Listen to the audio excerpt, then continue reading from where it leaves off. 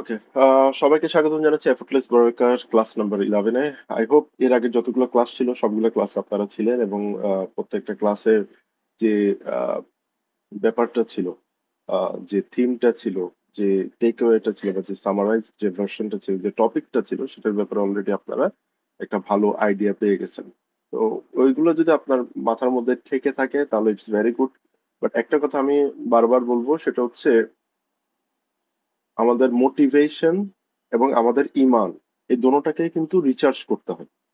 ঠিক আছে? It's not like that যে আপনাকে একবার আমি মোটিভেট করে দিলাম, একবার আপনাকে আমি ইমানের কথা বললাম, আপনার ইমানও রিচার্জ হয়ে গেল, আপনি মোটিভেটেডও হইলেন। বাট এটা আপনার 10 বছর 5 বছর থেকে গেল, ইটস নট লাইক দ্যাট। মোটিভেশনটা হচ্ছে অনেকটা আহ, ভাত চালের মতো। ঠিক আছে, যে আপনার খাইতে হবে, রান্না করে খাইতে হবে ভাত। এন্ড যদি আপনি এটা না খান প্রতি সময়, আপনি উইক হয়ে যাবেন একটা সময় গিয়ে। ঠিক আছে? তো মোটিভেশন জিনিসটা এরকম, এবং আমাদের ইমানটাও এমন। ঠিক আছে, অনেকে মোটিভেশনের ব্যাপারে এই জিনিসটা বলে, বাট আমাদের যে ইমানটা আছে, যে আমরা এক আল্লাহতে বিশ্বাস করি, হ্যাঁ, এবং আল্লাহর উপরে ডিপেন্ড করবো বা তাওয়াক্কুল করবো, এটাও কিন্তু সবসময় ইকুয়াল থাকে না। ইমান কিন্তু আপ ডাউন করে, এটা হয়তোবা আপনারা অনেকেই জানেন না। এই এই জিনিসটা কিন্তু হয়, যে আপনার ইমান আপ ডাউন হয়। ঠিক আছে, যে এটা এমন বলতেছে না যে আপনি আল্লাহর উপরে বিশ্বাসটা ছেড়ে দিচ্ছেন, স্মল লাইক দ্যাট। বাট আপনি আল্লাহর উপরে কতটুকু বিশ্বাস করতেছেন বা কতটুকু ডিপেন্ড করতেছেন, কতটুকু তাওয়াক্কুল রাখতে পারতেছেন, এটার যে প্যারামিটারটা আছে, এই প্যারামিটারটা আপ ডাউন হইতে থাকে। ঠিক আছে, দেখেন, অনেক সময় দেখা যায় কিছু কিছু মানুষ আছে যারা আসলে যখন কোনো একটা বিপদে পড়ে, তখন তারা কিন্তু পেশেন্স রাখতে পারে। ঠিক আছে, তো আল্লাহ সবসময় আমাদেরকে বলছে, কোরআনের মধ্যে বলছে, এবং আমাদের নবী সাল্লাল্লাহু আলাইহি ওয়াসাল্লাম উনি সবসময় আমাদেরকে বলছে যে সবর is an important thing. Patience, patience যদি আপনার থাকে, সেই ক্ষেত্রে you can outstand any kind of negative situation. যে আপনার যদি পেশেন্স থাকে, আপনার যদি সবর থাকে, এবং আল্লাহর উপরে যদি আপনি তাওয়াক্কুল করে ভরসা করতে পারেন, তাহলে কিন্তু আপনি পেশেন্সটা রাখতে পারবেন। নাহলে কিন্তু একটা মানুষ আনরেস্ট হয়ে যাবে। মনে করেন আপনার এমন বড় একটা কোনো ক্ষতি হয়ে গেছে, যে ক্ষতিটার পর আপনি এখন চিন্তা করতেছেন, হায় আল্লাহ, এখন আমি কি করব, এখন আমি কি করব, আমার তো কোনো কিছু করার নাই, বা আমি আমার ফিউচারে কি হবে। তখন আপনি যে জিনিসটা চিন্তা করতেছেন, আপনি নিজ কেন্দ্রিক চিন্তা করতেছেন যে এখন আমার ফিউচারের কি হবে। এখন যদি আপনার মধ্যে গড সেন্ট্রিক ফিলিংটা থাকে, যে আপনার ইমানটা যদি এরকম স্ট্রং থাকে, যে আল্লাহ অলরেডি ক্ষতি তো যা হওয়ার হয়ে গেছে। ঠিক আছে, এখন আমি আবার ট্রাই করব, বাট তোমার যেটা প্ল্যানিং থাকবে ওই অনুযায়ী জিনিসটা হবে। কারণ আমাদের ইমানের মধ্যে একটা জিনিস, অবশ্যই একটা জিনিস আমাদেরকে মাথায় রাখতে হবে, whatever happens, it happens from Allah. তো so whatever happens, it happens from Allah. So এই জিনিসটা যদি আপনি মাথায় রাখেন, যে আল্লাহ যা করে ভালোর জন্য করে, এবং এই জিনিসটা আল্লাহর তরফ থেকে হয়েছে, এটা নিয়ে যদি আপনি আপনার ক্ষতিটাকে দেখেন, দেখবেন আপনি একটু কম প্যানিক হবেন। প্যানিকিং সিচুয়েশনটা তেমন থাকবে না। ঠিক আছে, সো এই জিনিসটার থেকে আজকে আমরা শুরু করি, যে আসলে আমরা কিভাবে আমাদের ইমানটাকে আরো স্ট্রং করতে পারবো। আহ, অনেকেই বলে যে কোরআন পড়তে, নামাজ পড়তে, অফকোর্স, বাট আপনি যদি কোরআন পড়েন এবং নামাজও পড়েন, বাট আপনার ইমান যদি স্ট্রং না থাকে, সেক্ষেত্রে কিন্তু আপনি প্রপারলি কোরআনটাও পড়তে পারবেন না, প্রপারলি নামাজও পড়তে পারবেন না। It is fact. এমন অনেক মানুষ আছে যারা ইটস লাইক এ ডিউটির মতন করে নামাজ পড়তেছে, বাট নামাজ is not just a duty. এটা হচ্ছে আপনাকে একটা অন্য একটা স্পেসে নিয়ে যাওয়ার জন্য একটা মাধ্যম। মনে করেন আপনি সারা দিন ধরেন, আপনি এই যে সকাল থেকে দুপুর পর্যন্ত খুব দৌড়াদৌড়ি করলেন, আম, কাজ করলেন, অফিসে গেলেন, বা কোর্ট কাচারি করলেন, আদালতে গেলেন, যেখানেই গেলেন, মানে খুব দৌড়াদৌড়িতে ছিলেন। যখন আল্লাহু আকবার বলে একটা ডাক আসলো, যখন আপনার জোহরের নামাজের টাইম হইলো, তখন আপনি মুখ হাত ধুয়ে সুন্দর করে কার সামনে দাঁড়াচ্ছেন? যে পুরো পৃথিবী, পুরো বিশ্বের সবকিছুর মালিক, তার সামনে আপনি দাঁড়াচ্ছেন। যতই ঝামেলা থাকুক না কেন, you are going into separate space, যেখানে আপনি এমন একটা সত্তার সাথে দেখা করতেছেন, he is the owner of everything. এখন ব্যাপারটা হচ্ছে এটা, আমি আসলে এটা ফার্স্ট টাইম, ফার্স্ট যখন ক্লাস হয়েছিল তখন আমি আপনাদেরকে বলছিলাম, you decide what your god looks like. এটা one of the most important thing. ঠিক আছে? এখন আমি আপনাদেরকে যদি বলি ফর এন এক্সাম্পল, যে কোনো একটা মানুষকে যদি আমি বলি যে আজকে আপনার সাথে বিল গেটস দেখা করতে আসতেছে অথবা ইয়ন মাস্ক দেখা করতে আসতেছে, তো ইয়ন মাস্ক যদি দেখা করতে আসে, এখন আপনি যদি একটা ইয়ন মাস্কের সাথে একটু সাক্ষাৎ করতে পারেন, আপনার কেমন লাগবে? বা আপনার ধরেন কোন একটা ইন্সপিরেশন পার্সন, ইভেন ইয়ন মাস্কের কথা বাদই দিলাম, ধরেন আমরা যারা বাংলাদেশে আছি তারা ইন্ডিয়ান সুপারস্টারদের উপরে অনেক বেশি আহ, মানে ফ্যান টাইপের। তো মনে করেন শাহরুখ খান বা সালমান খান কেউ একজন আসছে, তার সাথে দেখা করার পর আপনার কেমন লাগবে হুট করে? ঠিক আছে? তো এখন চিন্তা করেন, আমরা আসলে আল্লাহকে ওভাবে মানে বিবেচনাই করি না। অনেস্টলি অনেস্টলি, এখন একটা দেশের প্রধান আসুক, একটা বড় একটা বিলেনিয়ার আসুক, তার সাথে আমরা দেখা করার পর কেমন একটা ফিলিং আসে আমাদের মধ্যে, দেখা করতে পারছি, কেমন যে লাগতেছে। কিন্তু আমরা দিনে 5 বার আল্লাহ আমাদেরকে ডাকতেছে two talk with him, but আমরা যখনই আল্লাহর সাথে কথা বলতেছি থ্রু নামাজ, আমরা যখন কমিউনিকেট করতেছি থ্রু নামাজ, আমাদের মধ্যে ওই ফিলিংসটা থাকে না যে আসলে আমরা কোনো কিছু একটা করতেছি, আমরা কারোর সামনে নত হইতেছি, কার সামনে সেজদা করতেছি, ওই ফিলিংসটা আমাদের মধ্যে থাকে না। আমাদের মাথার মধ্যে যখন আমরা নামাজ পড়তে থাকি, তখন আমাদের মাথার মধ্যে নানা রকম চিন্তা ভাবনা ঘুরতে থাকে যে আজকে কি হবে, আজকে ট্রেডটা নিছিলাম, ট্রেডটার কি অবস্থা, আজকে বাসার মধ্যে মেহমান আসার কথা, ওরা কি আসছে কিনা। হ্যাঁ, আর ধরেন অন্যান্য যদি আপনার কোনো ব্যবসা থাকে, ওই ব্যবসার কথাগুলো মাথার মধ্যে চলে আসে। তো এরকম একটা ছোটখাটো একটা গল্প আছে, এটা আমি অনেক আগের থেকে বলে আসতেছি, এটার সাথে এটা আপনারা রিলেট করতে পারবেন। যে একবার একটা এশারের নামাজ পড়ার জন্য একজন ব্যবসায়ী, সে নামাজ পড়তে গেছে, জামাতে নামাজ পড়তে গেল মসজিদের মধ্যে। তো নামাজ পড়তেছে, সবাই সুন্দর করে নামাজ পড়তেছে, তিনিও নামাজ পড়তেছেন জামাতে। হঠাৎ করে দেখা যাচ্ছে যে ইমাম সাহেব ভুল করে তৃতীয় রাকাতেই শেষ বৈঠক করে ফেলছে, মানে তৃতীয় মানে 4 রাকাত নামাজ, আপনারা সবাই জানেন ফরজ নামাজ 4 রাকাত এশারের। তো 4 রাকাতের জায়গায় 3 রাকাতে বসে সে নামাজটা শেষ করে ফেলতেছিল ইমাম সাহেব, অথবা ইমামের মাথায় অন্য কিছু ঘুরতেছিল, তাই এই জিনিসটা সে বুঝে না। এখন একটা লোক যে ব্যবসায়ী ছিল, সে হঠাৎ করে আল্লাহু আকবার বলে দাঁড়ায় গেছে, তখন ইমামের মধ্যে হঠাৎ করে সেন্স আসছে যে আমি তো 3 রাকাতে শেষ করে দিচ্ছিলাম, এখন আসলে মানে 4 রাকাত পরে যাবো। সো তারা আবার শুদ্ধ করে নামাজটা আবার পড়লো, পড়ার পর এখন প্রত্যেকটা মুসল্লি যারা ছিল, যারা যারা নামাজ পড়তে আসছে, সবাই লোকটাকে ঘিরে ধরছে নামাজ পড়ার পর, বলতে বাহ, আপনি এমন ফরেজগার মানুষ যে আমরা 4 রাকাতের জায়গায় 3 রাকাত নামাজ শেষ করে দিচ্ছিলাম, ইমাম সাহেবও বুঝতে পারেন এটা 3 রাকাতে শেষ করতেছি, আমরাও কেউ মাথায় আনতে পারি না যে এটা আমরা 3 রাকাতে নামাজটা শেষ করে ফেলতেছি, নামাজটাই তো ভুল হয়ে যেত 4 রাকাতের জায়গায় 3 রাকাত হইলে। তো আপনি এইভাবে আপনার অ্যাটেনশনটাকে কিভাবে রাখতে পারছেন, লোকটাকে জিজ্ঞাসা করতেছে। তো লোকটা বলতেছে ভাই আসলে অ্যাটেনশনের ব্যাপার না, এখানে মেইন যে জিনিসটা হচ্ছে, আমার 4টা দোকান আছে, মানে লোকটা 4টা দোকান আছে, ওই 4টা দোকানের মধ্যে সে যখন এশারের নামাজ পড়ে, এশারের নামাজ কখন, একদম দিনের শেষের দিকে, 7টা 8টা পরে নামাজটা হয়। তো প্রায় দিনের শেষে এশারের নামাজ হয়। তো 4টা দোকান আছে। তো ও প্রতি রাকাতে দোকানের হিসাব করে। তো যখন সে দেখলো যে 3 নম্বর দোকানের হিসাব সে শেষ করতে পারছে, বা 4 নম্বরের আগেই হুজুর নামাজ শেষ করে ফেলতেছে, তখন তার মনে পড়লো যে কিরে ভাই, আমি তো 4 নম্বর দোকানের হিসাবটা করি নাই, তাহলে এখন কি করতে হবে? তাহলে নামাজ এটা কমপ্লিট হয় না। সে আবার সবাই দাঁড়ায় গেছে। তো এখানের মধ্যেও দেখেন, সে যে দাঁড়াইছে, এটা আসলে তার অ্যাটেনশনের জন্য না, এটা সে অন্য কিছু চিন্তা করতেছিল ওইটার জন্য। তো দেখেন, চিন্তা করেন, মানুষ আমরা যদি মসজিদের মধ্যে যারা আমরা নামাজ পড়তে যাই, তারা 100 জনের মধ্যে আমি বলবো 95 জনই এমন ভাবে নামাজ পড়ে তারা আসলে জাস্ট একটা ডিউটি পালন করতেছে, দ্যাটস ইট। ঠিক আছে? বাট আপনি যদি একটা জিনিস খেয়াল করেন, এটা আসলে ডিউটি পালন করার জিনিস না, ইট ইজ সামথিং এলস। আমাদের এরকমও আমাদের ইসলামিক হিস্ট্রিতে আছে যে একজন সৈন্যকে যখন সে নামাজ পড়তেছিল, তাকে তীর মারা হয়েছিল, অনেকগুলো তীর মারা হয়েছিল, তীরগুলো তার গায়ের মধ্যে বিঁধে আছে, কিন্তু সে তাও নামাজ পড়ে যাচ্ছে।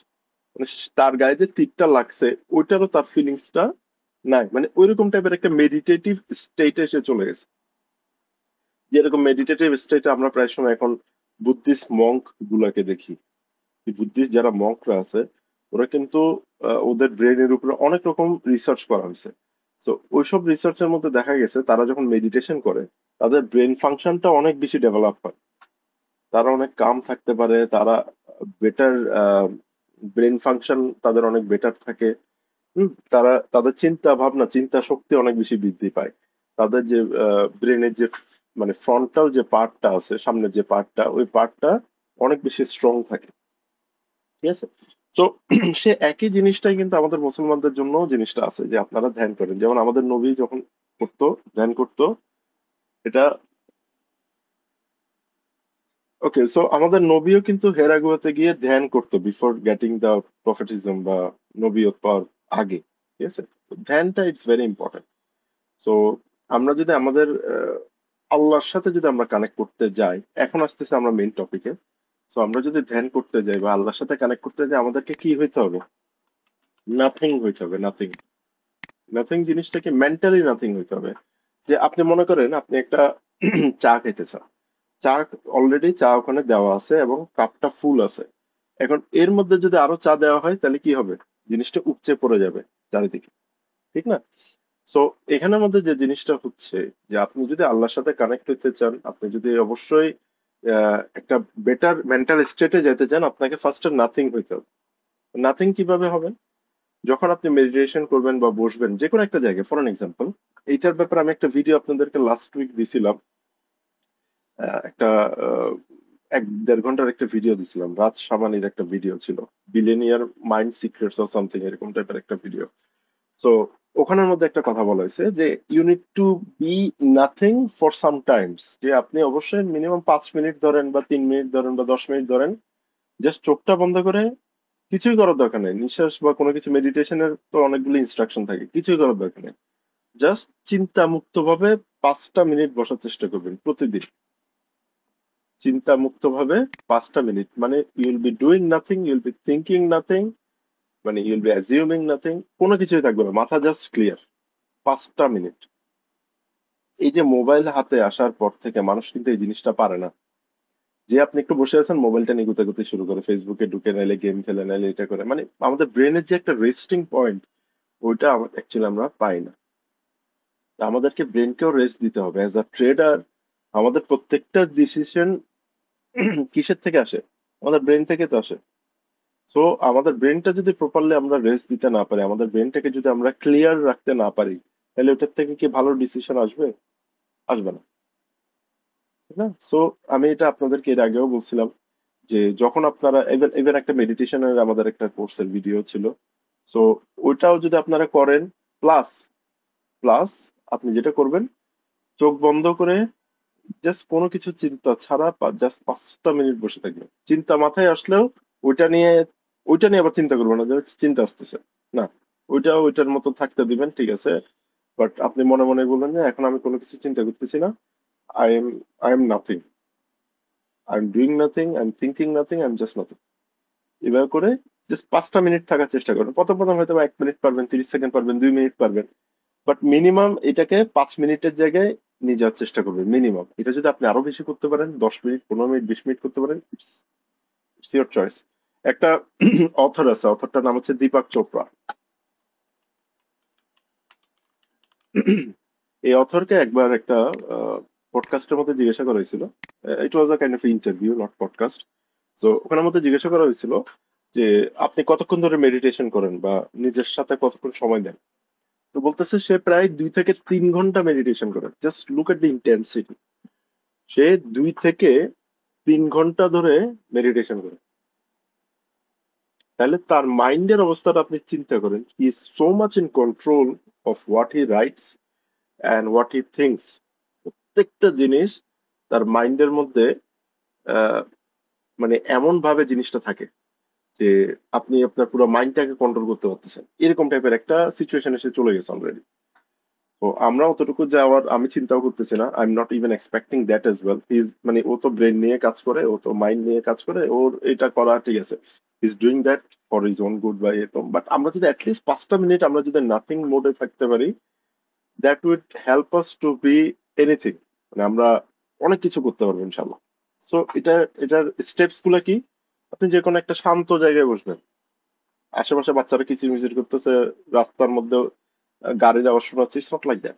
ধরেন আপনি কোন একটা জায়গায় গেলেন, নদীর পাড়ে গেলেন, কোথায় গেলেন যেখানে মানুষজন তেমন নাই, অথবা আপনার বাসার মধ্যে এমন একটা স্পেস আছে যেখানে মধ্যে মানুষজনের তেমন আসা যাওয়া নাই, অথবা আহ, মানে ওখানে কেউ আপনাকে ডিস্টার্ব করলো না, ঠিক আছে? ওইরকম একটা পিসফুল একটা জায়গায় যাবেন। যাওয়ার পর ওখানে বসবেন, অফকোর্স বসতে হবে। বসার পর চোখটা বন্ধ করবেন, চোখটা বন্ধ করে জাস্ট নাথিং, মানে কোনো কিছুই চিন্তা মাথায় আনবেন না, জাস্ট চোখটা বন্ধ করে বসে থাকবেন। কোনো কিছু চিন্তাও করতে হবে না, কোনো কিছু মনের ছবিতেও আঁকতে হবে না, কোনো কিছু করতে হবে না।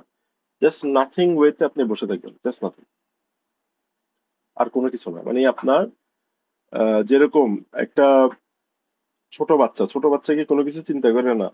তার কিন্তু কোনো কিছু চিন্তার ওই জিনিসটা নাই। সে যেটা করবে সেটা করবে, নাহলে সে বসে থাকবে, নাহলে সে কোনো কিছু একটা খেলনা দিয়ে খেললে দেখবেন সে ওইটা নিয়ে খেলতেছে। মানে একটা জিনিসের মধ্যে 10টা জিনিস সে আনে না। ঠিক আমাদেরকে ওই বেবির মতন হইতে হবে, ঠিক আছে? এবং একটা জিনিস অবশ্যই আপনারা মাথায় রাখবেন, যে আপনি যদি আল্লাহর সাথে কমিউনিকেট করতে চান, তাহলে আপনাকে এই মোডে থাকতে হবে, নাথিং মোডে। ওই একটু আগে যেটা বললাম, যে একটা চায়ের কাপের মধ্যে যদি অলরেডি ফিল আপ করা থাকে, ওই জায়গায় কিন্তু নতুন আপনি চা ঢালতে পারবেন না, ঠিক না? তো এখন আপনি যদি আল্লাহর সাথে কথাবার্তা বলতে চান, এখন আপনার ব্রেনের মধ্যে যদি অলরেডি অনেকগুলা কেওস থাকে, হ্যাঁ, মানে আপনার ব্রেনটা যদি ফুল থাকে অলরেডি, তখন ওই আপনার আল্লাহ আসলে আপনার সাথে কিভাবে কথা বলে? আল্লাহ কথা বলে উইথ ইন্সপিরেশন। প্রত্যেকটা জিনিস যেমন বলে না যে আল্লাহ আমাকে সাহায্য করছে, আসলে আল্লাহ কি ডিরেক্টলি এসে সাহায্য করছে? না, আল্লাহ একটা উসিলা পাঠায়, একটা ইন্সপিরেশন পাঠায়। আপনাকে ধরেন বলে না যে আমাকে এত টাকা পয়সা এগুলো আল্লাহ সবকিছু দান করছে, আল্লাহ এসে তো আপনার ব্যাংক অ্যাকাউন্টে দিয়ে যায় না। আল্লাহ করছে কি, আপনাকে একটা আইডিয়া দিছে, একটা ইন্সপিরেশন দিছে, যে তুমি এই কাজটা করো, তুমি এই কাজটা করতে পারলে তুমি এরকম টাকা কামাইতে পারবা, ঠিক আছে? একটা আইডিয়া দিছে। এই যে আমরা যত কিছু আজ পর্যন্ত দেখতেছি, কম্পিউটার, ল্যাপটপ জিনিসগুলো, এগুলো কি মানুষের কোনো ক্ষমতা আছে এগুলো ক্রিয়েট করার? নাই। সো এই আইডিয়াটা কার থেকে আসছে? আল্লাহ থেকে আসছে। এবং প্রত্যেকটা জিনিস, একটা জিনিস খেয়াল করবেন, যে প্রত্যেকটা জিনিস যারা যারা ইনভেন্ট করছে, যারা যারা একদম নতুন ভাবে জিনিসগুলোকে বানাইছে, দোজ আর দ্য পিপল যারা নিজের সাথে বেশি সময় কাটায়। একটু রিসার্চ করে দেখবেন আপনারা, ঠিক আছে? নিজের সাথে বেশি সময় কাটাতো, তার মানে নিজের সাথে বেশি সময় কাটাতো মানে তার মধ্যে কোনো রকম ডিস্ট্রাকশন ছিল না। তাহলে ওই যে আল্লাহ থেকে যে ইন্সপিরেশন জিনিসটা যখন আসে, আইডিয়াটা যখন আসে আমাদের কাছে, তখন সে ওইটা প্রপারলি নিতে পারছে বলে সে ওই জিনিসটা ডেলিভার করতে পারছে দুনিয়াতে, ঠিক আছে?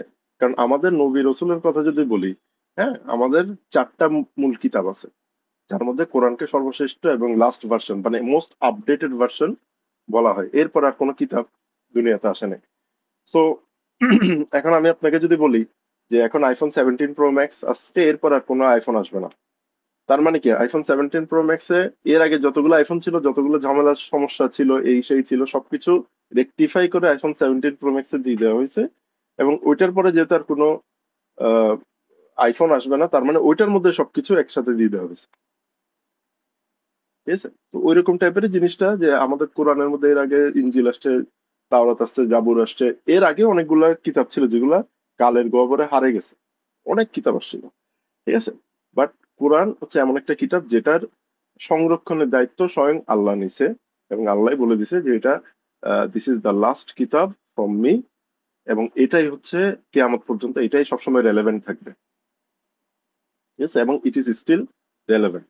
সো এই জিনিসগুলো, এই যে ইন্সপিরেশনের যে ব্যাপার স্যাপার গুলো আসতেছে, এটা তখনই আপনি আপনার মধ্যে আনতে পারবেন, তখনই আপনি নিজেকে বেটার করতে পারবেন, তখনই আপনি অ্যাজ আ বেটার ট্রেডার হিসেবে নিজেকে দেখতে পারবেন, যখন you are having no thought, মানে নাথিং মোডে যখন আপনি থাকতে পারবেন।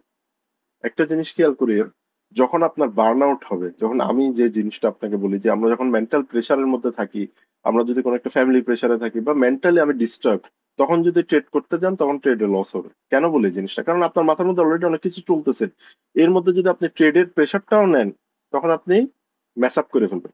যেমন আমার এরকম অনেক সময় হয়েছে যে আমি খুব ঝামেলায় ছিলাম হয়তো, বা মানে নানা রকম ঝামেলা আমি থাকি অ্যাকচুয়ালি। তো এরকম ঝামেলায় ছিলাম, এর মধ্যে আমি 1 লটে ট্রেড করতে গিয়ে 10 লটে ট্রেড করে ফেলছি।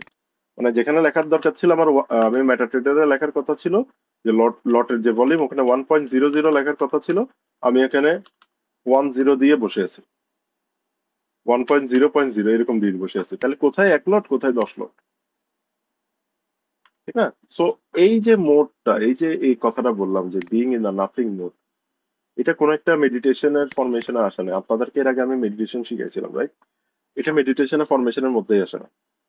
এটা হচ্ছে জাস্ট বিইং নাথিং, মানে জাস্ট আপনি বসে থাকেন। মেডিটেশনের মধ্যে তো একটা আছে যে নিঃশ্বাস নিচ্ছেন, 1 থেকে 10-এ যেতেছেন বা আল্লাহু বলতেছেন, এরকম টাইপের কিছু ব্যাপার স্যাপার আসতেছে, রাইট? বাট এটাতে কিছুই আসতেছে না। This is the most simplest form. যদি আপনি 1 মিনিটও করতে পারেন, 2 মিনিটও করতে পারেন, you'll be feeling a lot better. একটা জিনিস মাথায় রাখবেন, একটা জিনিস, এই জিনিসটা একটু খেয়াল রাখবেন, যে নাথিং মোডে আপনি কখন থাকতে পারতেছেন। Just nothing. কোনো গানও শুনবেন না। অনেকে করে কি এরকম চোখ বন্ধ করে গান শুনতে থাকে, না ওইটাও না। নো নয়েজ, নো নাথিং, কোনো ইনপুট হবে না আপনার মধ্যে। এভরিথিং। পানিও খেতে পারবেন না। পানি টানি খাই দরকার হলে ওয়াশরুম টশরুম গিয়ে বসবেন। এখন নাথিং মোডে যায় যদি মনে হয় যে ইস, প্রস্রাবটা করতে পারলে ভালো হইতো, না দরকার নাই ভাই। আগে সবকিছু শেষ করে আসবেন, পুরো বডিটাকে রিল্যাক্স করবেন, দেন বসে 2টা মিনিটও যদি আপনি নাথিং মোডে থাকতে পারেন, দ্যাট ইজ অলসো এনাফ। আমি রেকমেন্ড করি 5 মিনিটস মিনিমাম, বাট আপনি যদি 1-2 মিনিটও পারেন, দ্যাট ইজ অলসো গুড। এইভাবে যদি আপনি জিনিসগুলা নিতে পারেন, তখন দেখবেন আপনার মাইন্ডের মধ্যে নানা রকম আইডিয়াস গুলো আসবে। ইট ক্যান বি, এর মানে আপনি হয়তোবা যখন নাথিং মোডে যাবেন, যখন নাথিং মোডটাকে ফিল করতে পারবেন, আমি যেটা পার্সোনালি করি সেটা হচ্ছে আমি যখন ওই মোমেন্টামটাতে চলে যাই, আমি যখন ওই মুডে চলে যাই, যখন আমি বুঝতে পারতেছি I mean the nothing mode, তখন আমি মনের থেকে মনে মনে জাস্ট কোনো থিঙ্কিং করতেছি না, জাস্ট মনে মনে আল্লাহর কাছে দোয়া করতে পারবেন। কারণ তখন আপনি বুঝতে পারতেছেন যে you are in nothing mode. তার মানে এখন আল্লাহর কানেকশন আপনার সাথে ক্লিয়ারলি লেগে থাকবে। তার মানে এখন যদি আপনি দোয়া করেন, মন থেকে যাচ্ছে দোয়াটা।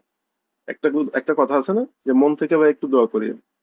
তাহলে এমনি মুখে দোয়া করা আর মন থেকে দোয়া করার মধ্যে পার্থক্য আছে। এই যে আমরা মুখে কি কি বলি, আমরা অনেক সময় কি বলি, যে কোনো একটা খুশির সংবাদ হলে আমরা কি বলি, আলহামদুলিল্লাহ বলি। আবার কেউ যখন জিকির করে 100 বার, 1000 বার, 1500 বার, 10,000 বার আলহামদুলিল্লাহ বলো, আস্তাগফিরুল্লাহ বলো, হ্যাঁ দুরূদ শরীফ বলো, 1000 বার, 100 বার, 50 বার, আসলে একটা কথা কি জানেন, it's all about quality rather than quantity. এটা ট্রেডিং এর ব্যাপারে। আপনি 100টা ট্রেড করে লাভ নাই যদি আপনি 50টা লাভ করেন, 50টা লস করেন। বাট আপনি 10টা ট্রেড করেন যেটার মধ্যে আপনার 6টা লাভ হবে বা 4টা লস হবে, বাট স্টিল কোয়ালিটি ট্রেড করেন, যেটা আপনাকে প্রপার কিছু রিস্ক রেশিও থাকবে, প্রপার প্রফিটেবিলিটি রেশিও থাকবে, সবকিছু প্রপার থাকবে। ওরকম 10টা ট্রেডও better rather than doing 100 trades. ঠিক একই রকম ভাবে আমরা 100 রাকাত নামাজ আল্লাহ আসলে আমাদের থেকে চায় না। আল্লাহ চায় যে তুমি আমার সাথে 2 রাকাত নামাজ পড়ে আমার কাছে চাও। তাহাজ্জুদের নামাজ, মানুষে বলে না যে কোনো সেটিংস নাই। তাহাজ্জুদের নামাজ যে পড়ে আমরা রাত্রেবেলা 3টা বাজে যখন পড়ি, তখন কিন্তু কোনো ডিস্ট্রাকশন থাকে না। কেন তাহাজ্জুদের নামাজের এত বেশি ফজিলত? কারণ ওই টাইমে কোনো ডিস্ট্রাকশন থাকে না, ঠিক না? ওই টাইমে কোনো ডিস্ট্রাকশন আমরা পাই না। সো এই ওই টাইমে আপনি 12 রাকাত পড়েন, 8 রাকাত পড়েন, 4 রাকাত পড়েন, ইভেন 2 রাকাতও যদি পড়তে পারেন সময় নিয়ে, তাহলে ওই যে কোয়ালিটি নামাজটা আপনি যদি 2 রাকাতও পড়েন, ওইটাও কিন্তু আল্লাহর কাছে কবুল হওয়ার জন্য যথেষ্ট, আপনার দোয়া কবুল হওয়ার জন্য যথেষ্ট। একটা হাদিসের মধ্যে আছে যে আপনি, তাহাজ্জুদের নামাজ হচ্ছে এমন একটা নামাজ যেখানে আপনি যে দোয়াটা করবেন, সেই দোয়াটা এমন একটা তীরের মতন যে তীরটা কোনো সময় লক্ষ্যভ্রষ্ট হয় না, মানে একদম পিন পয়েন্ট, একদম লক্ষ্যে যে লাগবে যেটা শিওর, মানে আপনার দোয়াটা কবুল হওয়ার পসিবিলিটি ইজ লাইক 100%। ঠিক আছে? সো তো ওইটা চাওয়ার জন্য আমাদেরকে কি করতে হবে? Of course we need to be in that state. আমরা কিন্তু ওই স্টেটে কেউ থাকি না। আমরা নামাজ পড়ার জন্য নামাজ পড়তেছি, আল্লাহ বলছে বলে নামাজ পড়তে, বাট নামাজের আসলে মূল ভিত্তিটা কোথায়? To talk with Allah, to be there, to be in a nothing mode. But আমরা নাথিং মোডে কেউ থাকি না, আমরা এভরিথিং মোডে থাকি। ঠিক আছে? সো আমরা সবসময় চেষ্টা করব যে আমরা সবসময় যেন নাথিং মোডে থাকি, এবং আমরা যে কথাগুলো বলতেছি, যে আমরা যে আলহামদুলিল্লাহ কথাটা বললাম, এই কথাটা ফিল করা, যে আলহামদুলিল্লাহ মানে হচ্ছে কি, I am grateful for what I have to Allah. যে আল্লাহ আমাকে যা কিছু দিয়েছে সবকিছুর জন্য আমি গ্রেটফুল, কৃতজ্ঞ। এটার উপরে বেস করে আমরা কি বলি, আলহামদুলিল্লাহ বলি। বাট আপনাকে যদি আমি বলি যে ভাই 100 বার আলহামদুলিল্লাহ করেন, আপনি আলহামদুলিল্লাহ আলহামদুলিল্লাহ আলহামদুলিল্লাহ এভাবে করতে থাকবেন। বাট এটা কি আপনি যতবারই পড়তেছেন ততবারই কি আপনার এই ফিলিংসটা আসতেছে? আসতেছে না। আপনি জাস্ট আপনাকে একটা টাস্ক আমি দিছি, ওই টাস্কটা ফিল আপ করতেছেন, দ্যাটস ইট। বাট আপনাকে যদি আমি বলি ভাই মন থেকে একটা বার আপনি আলহামদুলিল্লাহ বলেন, ফিল করে বলেন, দেখবেন যে ওই একটা বার আলহামদুলিল্লাহ বলার পর আপনার, যদি মন থেকে বলতে পারেন, আপনার নিজেরই কেমন যেন একটা ভালো লাগা শুরু হবে। তো যা করবেন মন থেকে করবেন। ঠিক আছে? ইভেন আমরা কি করি, যে যখন নামাজ পড়তে যাই, নিজে নিজে যখন নামাজ পড়ি, যে 2 রাকাত নামাজ পড়তে আমাদের 1 মিনিটও সময় লাগে না। বাট আপনি যদি আসলে নামাজটাকে ফিল করতে পারেন, গাইস, বিলিভ মি, আপনি শুধু আস্তে আস্তে সূরাগুলো পড়বেন, আপনার 4-5 মিনিট সময় লাগবে 2 রাকাত নামাজ পড়তে। কিন্তু আপনি নামাজটা পড়ার পর যখন আপনি বসবেন, সালাম ফিরে যখন একটু বসবেন, জাস্ট ফিলিংসটা কেমন, আপনি ওই জিনিসটা একটু, ফিলিংসটা কেমন, ঠিক আছে? যে আমরা কিভাবে পড়ি যখন নামাজ পড়লে, আল্লাহু আকবার, সুবহানাকা আল্লাহুম্মা বিহামদিকা ওয়া তাবারাকা ইসমুকা ওয়া তাআলা জাদ্দুকা লা ইলাহা গায়রুক, এভাবে পড়া শুরু করে দিই। ওটা আমরা যদি আস্তে আস্তে পড়ি, আউযু বিল্লাহি মিনাশ শাইতানির রাজিম, বিসমিল্লাহির রহমানির রহিম, আলহামদুলিল্লাহি রাব্বিল আলামিন, আর রহমানির রহিম, ফিল করতেছে, মালিকি ইয়াউমিদ্দিন, ইয়াকা না'বুদু ওয়া ইয়াকা নাস্তাঈন, ইহদিনাস সিরাতাল মুস্তাকিম, সিরাতাল লাযীনা আন'আমতা আলাইহিম গয়রিল মাগদুবি আলাইহিম ওয়ালাদ-দাল্লিন। আমিন। দেখেন, এখন আপনার কাছে যদি এই যে সূরা ফাতিহার যদি অর্থটাও যদি মাথায় থাকে, তাহলে তো আরো ভালো। আপনি জিনিসটাকে আরো ফিল দিয়ে করতে পারতেছেন। তো আমি সবসময় একটা জিনিস সবাইকে বলি যে, আপনি কোরআন শরীফ পড়েন, অথবা আপনি যে নামাজের মধ্যে যে সূরাগুলো পড়তেছেন, এগুলো অ্যারাবিকে। আমরা আমাদের মাদার টাং কিন্তু অ্যারাবিক না। সো আমরা ওইটার অর্থটা বুঝার চেষ্টা করব, এবং ওইটাকে ফিল করার চেষ্টা করব যখন আমরা নামাজটা পড়বো। ঠিক আছে? সো ফিলিংসটা ইম্পর্টেন্ট, অফকোর্স। এবং আপনি ফিলিংস যদি আপনার মধ্যে থাকে, আপনি ফিলিংসটাকে যদি আপনি গ্রো করাতে চান, এবং ওই ফিলিংসটা নিয়ে যদি আপনি থাকতে চান, আপনাকে সবসময় নাথিং মোডে থাকার ট্রাই করতে যেতে হবে। এমন না যে আপনি নাথিং মোডে থাকার জন্য কোনো একটা স্পেসিফিক টাইম আপনি বেঁধে রাখলেন, ইটস নট লাইক দ্যাট। আপনি এখন একটু সময় পেয়েছেন, একটু বসছেন, ভাত খেয়ে একটু বসছেন, 1 মিনিটের জন্য একটু চোখ বন্ধ করে নাথিং মোডে থাকার চেষ্টা করেন। হ্যাঁ, আপনি ধরেন একটা রিক্সা করে কোথাও যাচ্ছেন, হ্যাঁ, একটু নাথিং মোডে থাকার চেষ্টা করেন, যদি বিজি কোনো রাস্তা না থাকে আর কি। ঠিক আছে? বা আপনি ধরেন ফ্রেন্ডদের সাথে কোনো একটা জায়গায় বসছেন, হ্যাঁ, কোনো একটা নদীর পাড়ে বসছেন, জাস্ট 1 মিনিটের জন্য একটু নাথিং মোডে থাকার চেষ্টা করেন। রাত্রেবেলা ঘুমাইতে যাওয়ার আগে ওষুধ টষুধ খাইলেন, বসলেন, বসে একটু 1 মিনিট নাথিং মোডে থাকার চেষ্টা করেন। আপনি শুয়েও নাথিং মোডে থাকতে পারবেন, প্রবলেম নেই। শুয়েও নাথিং মোডে থাকতে পারবেন। So being in a nothing mode is most important thing. এটা আপনি 2 মিনিট করেন, 1 মিনিট করেন, বা আধা ঘন্টা করেন, it depends on you. But এই জিনিসটা করার সব সময় চেষ্টা করবেন, to being in a nothing mode. ঠিক আছে? সো এটা আপনারা এখন থেকে প্র্যাকটিস করবেন। এবং আমি যে জিনিসটা বললাম, যে আপনি যদি আল্লাহর উপরে তাওয়াক্কুল রেখে প্রত্যেকটা জিনিস ফিল করার উপরে বেস করে আপনি যদি নাথিং মোডটাতে থাকতে পারেন, তাহলে আপনি এমন কিছু অর্জন করতে পারবেন, guys, even in your trading, even in your life, even in your health, যেটা আপনি এর আগে কোনো সময় করতে পারেন। এবং একটা জিনিস আমি আপনাদেরকে, একটা জিনিস এখানে একটু অ্যাড করব, অ্যাপার্ট ফ্রম দিস, সেটা হচ্ছে আমার আহ, নিজস্ব এক্সপিরিয়েন্সের উপরে যে জিনিসটা আমি সবসময় ফিল করি, সেটা হচ্ছে নিয়ত, নিয়াহ, বা নিয়ত, আমরা যেটাকে বাংলাতে নিয়ত বলি। নিয়ত জিনিসটা কি? যে যেই জন্য যে কোনো জিনিস আপনি করতেছেন, এটা নিয়তটা হইতে হবে শুধুমাত্র আল্লাহর জন্য। এভাবে নিয়ত করে যদি আপনি কাজটা করেন, যে কোনো কাজ করেন, ওই কাজটা সাকসেসফুল হওয়ার পসিবিলিটি 100% ইনশাল্লাহ। কিভাবে আমি আপনাকে বলি, যখন আমি এই যে জিম টিম করা শুরু করছি, নিজের হেলথ নিয়ে কাজ করা শুরু করছি, তখন মানুষের মধ্যে অনেক রকম অবজেক্টিভ থাকে, যে আমি এখন জিম করতেছি, আমার এরকম সিক্স প্যাক অ্যাপস হবে, আমার এত বড় বড় বাইসেপস হবে, আমার চেস্ট এত বড় হবে, আমাকে দেখতে সুন্দর লাগবে। ঠিক আছে? এটাই থাকে ম্যাক্সিমাম মানুষের অবজেক্টিভ, এবং এটা থাকবে স্বাভাবিক, যারা জিম করে এই জিনিসটা তাদের মধ্যে থাকে। কিছু কিছু মানুষের অবজেক্টিভ কি থাকে জিমে যাওয়ার পরে, যেন আমি একটু সুস্থ থাকতে পারি, আমি যেন ডাক্তারের কাছে বেশি যাওয়া আসা করতে না হয়, আমি যেন একটু সুস্থ থাকতে পারি। কারণ ওয়েট ট্রেনিং করেন বা কার্ডিও করেন, অথবা আপনি যেটাই করেন না কেন, একটু ট্রেডমিলে হাঁটেন, আপনার বডির একটা ওয়ার্কআউট হচ্ছে, যেটার কারণে আপনার অর্গান গুলো আর একটু বেটার প্রোডাক্টিভ ভাবে কাজ করতে পারে। ঠিক আছে? সো এটা থাকে আরো কিছু মানুষের নিয়ত। আর কিছু মানুষের নিয়ত এটা থাকে, যেটা আলহামদুলিল্লাহ আমার কাছে নিয়তটা ছিল, যে আমার কাছে এটাও নিয়ত ছিল যে আমি যেন একটু হেলদি থাকতে পারি। আর আমার আরেকটা নিয়ত ছিল যে আমি আহ, একটা হাদিস শুনছিলাম, যেখানের মধ্যে বলা হয়েছে যে আল্লাহর কাছে সেই বান্দাই শ্রেষ্ঠ, যে সব একটা উইক বান্দার থেকেও স্ট্রং, মানে যে মেন্টালি এবং ফিজিক্যালি স্ট্রং, সেটাই আল্লাহর কাছে মানে পছন্দের বান্দা। একটা উইক বান্দার থেকেও একটা স্ট্রং বান্দাকে আল্লাহ সবসময় পছন্দ করে। তো আপনি মেন্টালি এবং ফিজিক্যালি যদি স্ট্রং থাকেন, that means you are already loved by Allah more than anyone else. ঠিক আছে? সো সো এই জিনিসটা আমাদেরকে মাথায় রাখতে হবে যে আমরা যে জিনিসটা করতেছি, মনে করেন এখন আমরা ট্রেড করতেছি। সো ট্রেডের মধ্যে আমরা যখন ট্রেডটা নিচ্ছি বা ট্রেডের থেকে আমরা যখন প্রফিটটা করতেছি, এর আগে আমাদেরকে একটা নিয়ত রাখতে হবে যে এই ট্রেডটা যে আমি করতেছি এটার থেকে যে আল্লাহ আমাকে রিজিকটা দিচ্ছে, এটা আমি আমার ফ্যামিলির জন্য এবং এটা আমি ভালো কাজ করার জন্য এটা আমি ইউজ করতে চাই। আল্লাহ তুমি আমাকে সাহায্য করো, এইভাবে একটা নিয়ত করে ফেলবেন। ঠিক আছে? তারপরে দেখবেন যে ওইটার মধ্যে আল্লাহ অটোমেটিক্যালি রহমত এবং বরকত দান করে দিবেন ইনশাল্লাহ। এত পাওয়ারফুল একটা জিনিস এই নিয়তটা। আপনার নিয়ত যদি থাকে, ওইটা ফিল আপ করার দায়িত্ব আল্লাহর, বাট নিয়ত করার দায়িত্ব কিন্তু আপনার।